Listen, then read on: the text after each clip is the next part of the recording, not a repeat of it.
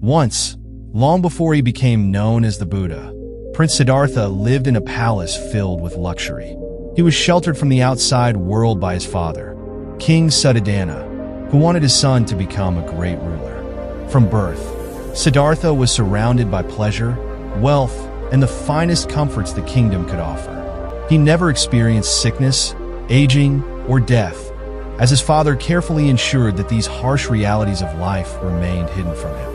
As Siddhartha grew older, his curiosity about the world outside the palace walls deepened. One day, he convinced his charioteer, Channa, to take him outside. This would become a turning point in his life. On his first trip, Siddhartha saw an old man. His skin was wrinkled, his back was hunched, and he could barely walk. "What is that?" Siddhartha asked. Channa explained that aging comes to all people. This disturbed Siddhartha, for he had never before seen anyone grow old. On another trip, Siddhartha encountered a sick man writhing in pain. "What is wrong with him?" Siddhartha asked, and Channa told him that sickness is an inevitable part of life. Siddhartha was shocked to learn that no matter how much wealth or pleasure one had, sickness could strike at any moment. On a third journey, Siddhartha saw a dead body being carried to a funeral pyre. He asked, "Why is he not moving?" Channa replied, "That man is dead, and all people eventually face death." This revelation shattered Siddhartha's worldview.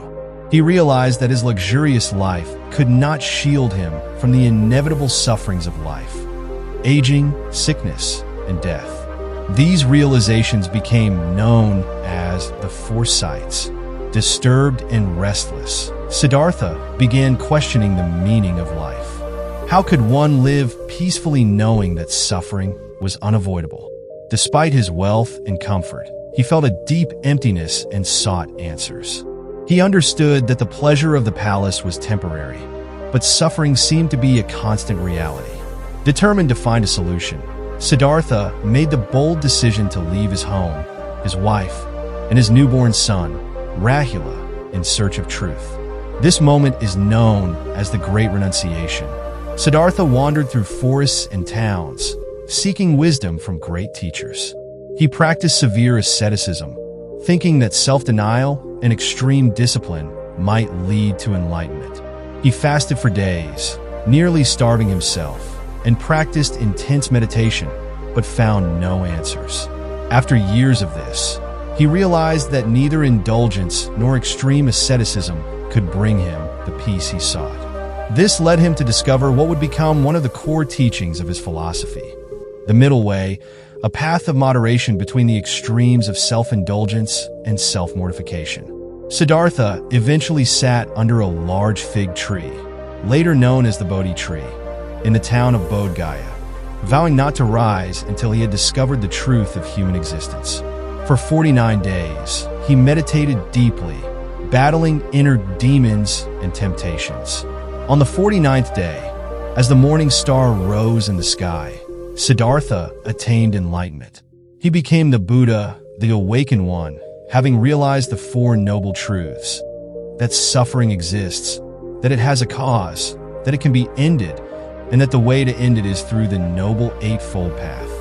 Buddha understood that all beings are trapped in a cycle of birth, death, and rebirth known as samsara, bound by ignorance and desire.